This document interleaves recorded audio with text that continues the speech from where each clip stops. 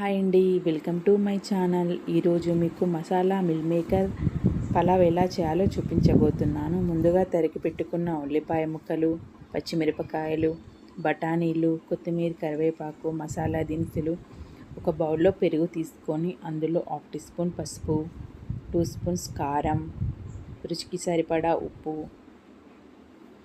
అందులోనే కొద్దిగా chicken masala powder వేసుకుని అది బాగా కలుపుకోవాలండి. ఎక్కడ కూడా పెరుగు ముద్దలు కూడా కనిపించకుండా బాగా కలుపుకోవాలి. చూడండి, ఇలా కలుపుకోవాలి.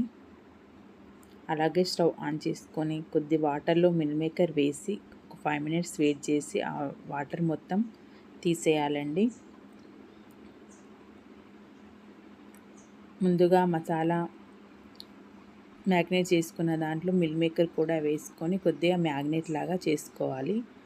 ఒక కుక్కర్లో 2 స్పూన్స్ ఆయిల్, కొద్దిగా నెయ్యి, కొద్దిగా వేడేవాక 2-3 బిర్యానీ ఆకులు, మసాలా దినుసులు, అది మరిగాక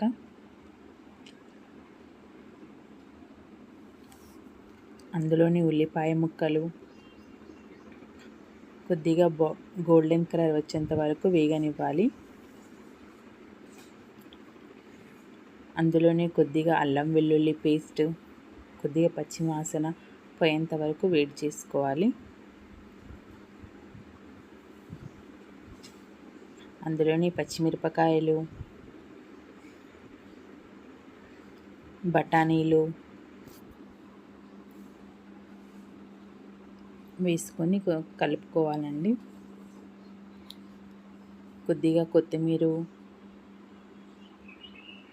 కరివేపాకు కలుపుకున్న తర్వాత మూత పెట్టేసుకోవాలండి. అది కొద్దిగా బ్రౌన్ కలర్ వచ్చేంత వరకు ఫ్రై లాగా చేసుకొని చూడండి, ఇలా ఫ్రై అయిన తర్వాత బఠానీలు కూడా వేగుతాయి. కొద్దిగా అందులో మ్యాగ్నేట్ చేసుకున్న మిల్ మేకర్ వేసుకొని కొద్దిగా కలుపుకోవాలండి.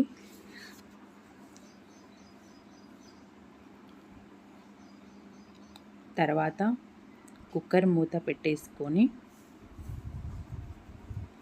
కొద్దిగా వాటర్ వచ్చేంత వరకు అలాగే ఉంచి చూడండి, వాటర్ వచ్చాయి పైకి.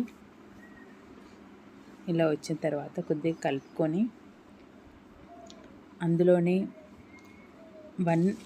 1 గ్లాస్ వరకు బాస్మతి రైస్ తీసుకున్నాం కదా, 2 గ్లాసెస్ వాటర్ తీసుకోవాలి. మీరు 2 గ్లాసెస్ బాస్మతి రైస్ తీసుకుంటే 4 గ్లాసెస్ వాటర్ తీసుకోవాలి. నేను 1 గ్లాస్ వరకే రైస్ తీసుకున్నాను. కావాలంటే ఉప్పు కూడా చూసుకొని అవసరమైతే వేసుకోండి. నేను కొద్దిగా వేసుకున్నాను.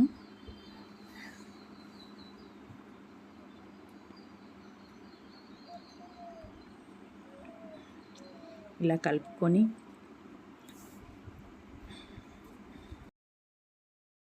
మరగనిచ్చేయాలి.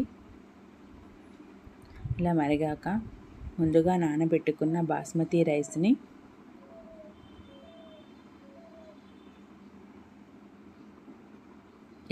వేసుకోవాలండి.